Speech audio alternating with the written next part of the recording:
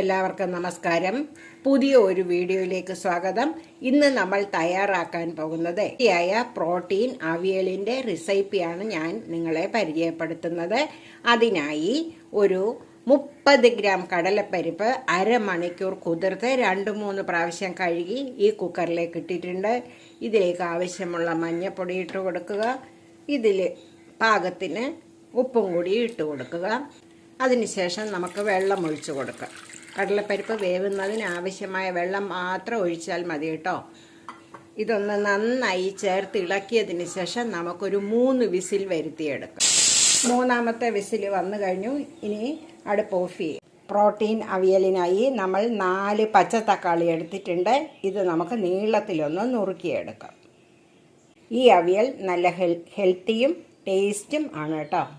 ഇതേപോലെ നീളത്തിൽ നുറുക്കിയെടുക്കും. 3 വിസിലിന് ശേഷം സ്റ്റീമൊക്കെ പോയതിന് ശേഷം നമ്മൾ കുക്കർ തുറന്ന് നോക്കി. ഇതാ കാണുമ്പോൾ തന്നെ മനസ്സിലാവുന്നില്ലേ, നന്നായി കടലപ്പരിപ്പ് വെന്ത് കഴിഞ്ഞു. ഇനി ഇതൊരു മറ്റൊരു പാത്രത്തിലേക്ക് നമുക്ക് മാറ്റി വയ്ക്കാം. ഈ വെന്ത കടലപ്പരിപ്പ് മറ്റൊരു പാത്രത്തിലേക്ക് കടലപ്പരിപ്പ് വെന്തത് വെച്ച് കഴിഞ്ഞു.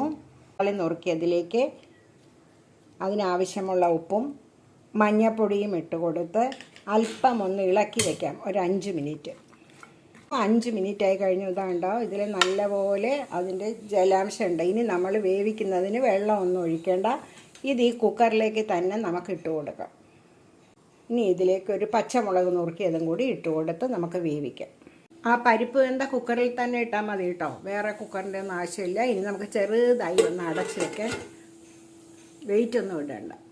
ഉടഞ്ഞു പോവാതെ ഒരു 2-3 മിനിറ്റ് നമ്മൾ വേവിച്ച് കഴിയുമ്പോൾ തക്കാളി നന്നായി വെന്ത് കഴിഞ്ഞു.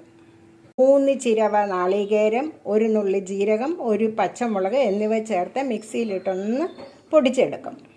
ഇതാണ്ടോ, ജലാംശമെല്ലാം വറ്റി തക്കാളി നന്നായി വെന്ത് കഴിഞ്ഞു.